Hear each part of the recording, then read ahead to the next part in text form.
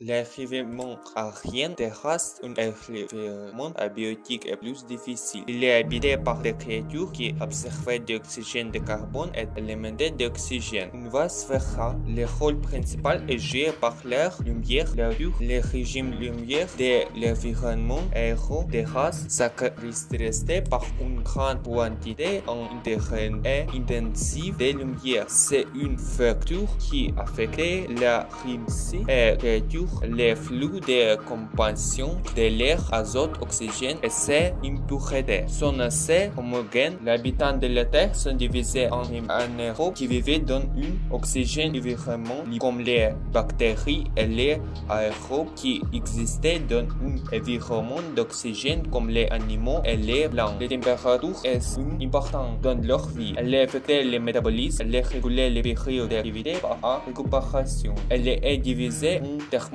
qui aiment les températures et les cryophiles qui aiment les froids. L'humidité qui dépend de la donnée EU et UV peut modifier ses capacités. Selon son radio, on trouvait des hydrophiles adaptés à sa forme de nu et xénophiles faibles de nu. Chez nous, notre environnement est plus complexe qu'il l'est. Ici, l'organisme sont constamment entourés d'air qui a une faible densité et une forme de nu et oxygène, ce qui contribue à améliorer l'efficacité du métabolisme. C'est pourquoi l'organisme modèle que des animaux et des oxygènes sont apparus. Ils ont développé des caractéristiques physiologiques de la vie animale. Ils ont des organes de préservation bien développés, vu grâce à laquelle une faucon peut voir d'une hauteur de plusieurs centaines de mètres. L'eau est utilisée par des animaux pour que leur rocher se cache longtemps, qui est facile par la fusion. Les hauteurs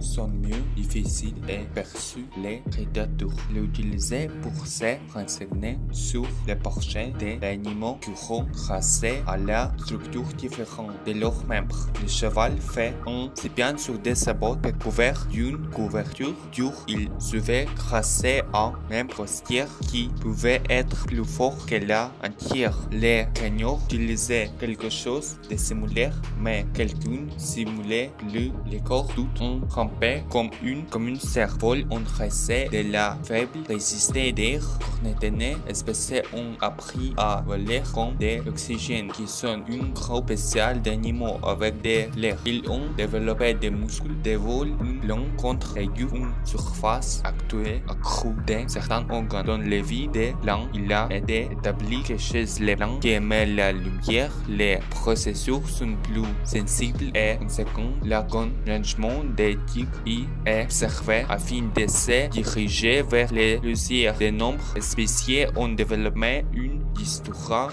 analogique.